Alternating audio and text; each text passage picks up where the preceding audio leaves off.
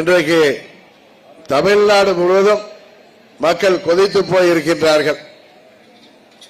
எங்கு பார்த்தாலும் கொலை, கொள்ளை, பச்சிலம் குழந்தை முதல் வயது முதிர்ந்த மூதாட்டி வரை வீடுகளில் கூட பாதுகாப்பு இல்லாத சூழ்நிலை. கஞ்சா போன்ற போதை மருந்து புழக்கம் தமிழ்நாடு முழுவதும் பட்டி தொட்டி எல்லாம் பரவி இன்றைக்கு இளைஞர்களும் மாணவர்களும் போதைக்கு அடிமையாகி பல்வேறு சமூக விரோத செயல்களிலே குறிப்பாக பெண்களின் பாதுகாப்பிற்கு இடைஞ்சல் வருகின்ற விதமாகவும் பெண்களின் உயிரை காவு வாங்குகின்ற விதமாகவும் இளைஞர்கள் மதிமயங்கி இன்றைக்கு செயல்படுகின்ற மிகவும் மோசமான சூழ்நிலைக்கு இந்த ஆட்சியாளர்கள் தமிழ்நாட்டை தள்ளி இருக்கின்றார்கள். எப்போது திமுக வந்தாலும் தெரியும், தமிழ்நாட்டில் சட்டம் ஒன்று கெட்டுவிடும் என்று. இப்பொழுது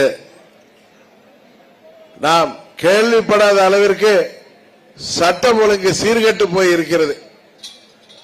திமுகவின் நிர்வாகிகள், திமுகவை சேர்ந்தவர்கள் அல்லது திமுகவின் பின்புலத்தோடு இன்றைக்கு சமூக விரோத செயல்களும் மணல் கடத்தலாக இருந்தாலும் சரி, கனிமவள கொள்ளையாக இருந்தாலும் சரி, எந்த ஒரு சட்டவிரோத செயலையும் தட்டி கேட்பவர்கள் சாமானியர்களாக இருந்தாலும் சரி, அதிகாரிகளாக இருந்தாலும் சரி, சமூக ஆர்வலராக இருந்தாலும் சரி, அவர்கள் எல்லோரும் கொலை செய்யப்படுகின்ற அளவுக்கு, அவர்களை உயிரை அச்சுறுத்துகின்ற அளவிற்கு இந்த ஆட்சியிலே ஒரு காட்டாட்சியாக இந்த ஆட்சி நடைபெற்றுக் கொண்டிருக்கின்றது. நான் தொடர்ந்து சொல்லி வருவது போல, முதல்வரின் குடும்பத்தை தவிர இன்றைக்கு தமிழ்நாட்டில் யாருக்கும் பாதுகாப்பு இல்லாத சூழ்நிலை. நாம் எல்லாம் படிப்போமே, பெரியவர்கள் சொல்வார்களே, நரகம் என்று சொல்வார்களே, நாம் எல்லாம் உயிரோடு இருக்கின்ற பொழுதே நரகத்தை அறிவிக்கின்ற ஆட்சியாக இந்த ஆட்சி இன்றைக்கு நடைபெற்றுக் கொண்டிருக்கின்றது. 21 நாங்கள் எல்லாம் அம்மாவின் பிள்ளைகள் எல்லாம் பிரிந்து கிடந்த காரணத்தினால் விபத்தை போல இந்த ஆட்சி தமிழ்நாட்டிலே வந்துவிட்டது. எப்படி புரட்சி தலைவர் அவர்கள் மறைந்த பிறகு அன்றைக்கு புரட்சி தலைவரின் தொண்டர்கள் பிரிந்து கிடந்த பொழுது ஒரு விபத்தை போல திமுக ஆட்சி வந்தது. 2 ஆண்டுகளில் இந்திய இறையாண்மைக்கே எதிராக செயல்பட்ட காரணத்தினால் அந்த ஆட்சி அன்றைக்கு தூக்கி எறியப்பட்டு 91 மீண்டும் புரட்சி தலைவரின் தொண்டர்கள் அம்மா அவர்கள் தலைமையில் ஒரே கட்சியாக அன்றைக்கு இணைந்த பிறகு 91 மாபெரும் வெற்றி பெற்று திமுக என்ற அந்த தீய சக்தியை ஆட்சியை விட்டு அகற்றுகின்ற சூழ்நிலை ஏற்பட்டது. இன்றைக்கு காலம் திரும்பி இருக்கின்றது. அம்மாவின் பிள்ளைகளாகிய நாங்கள் எங்களுக்குள் இருந்த கருத்து வேறுபாடுகளால் பிரிந்து இருந்தோம். 21 திமுக மீண்டும் இங்கே ஆட்சிக்கு வந்துவிட்டது. புரட்சி தலைவர் அவர்கள் திமுகவையும் அதை சேர்ந்தவர்களையும் தீய சக்தி என்று அன்றைக்கு சொன்னது, அது 50 ஆண்டுகளை கடந்தும் அது உண்மை என்பதை இன்றைக்கும் நிரூபித்துக் கொண்டிருக்கிறார்கள். 2 வயது பச்சிளம் குழந்தையில் என்ன ஆபாசத்தை பார்த்தார்கள் என்று தெரியவில்லை. ஒரு திமுக நிர்வாகி 2 வயது பச்சிளம் குழந்தையை கூட விட்டு வைக்காமல் இன்றைக்கு அவர்கள் பாலியல் தொல்லை கொடுத்து அதை கொலை செய்திருக்கின்றார்கள் என்றால் அவர்கள் எல்லாம் ஒரு தாய் வயிற்றில் பிறந்தவர்களா, இல்லை காட்டு பிராண்டிகளா, இல்லை மிருகங்களா என்று கேட்கின்ற அளவிற்கு இன்றைக்கு தமிழ்நாடு வேதனைப்பட்டுக் கொண்டிருக்கிறது. எங்கு பார்த்தாலும் பச்சிளம் குழந்தைகள், பள்ளி செல்கின்ற சிறுமிகள், கல்லூரி செல்கின்ற மாணவிகள், இன்னும் வீட்டிலே தனியாக இருப்பவர்கள், ஏன் வயது முதிர்ந்த மூதாட்டிகள் கூட இன்றைக்கு பாலியல் வன்கொடுமைக்கு உள்ளாகி கொலை செய்யப்படுகிறார்கள்.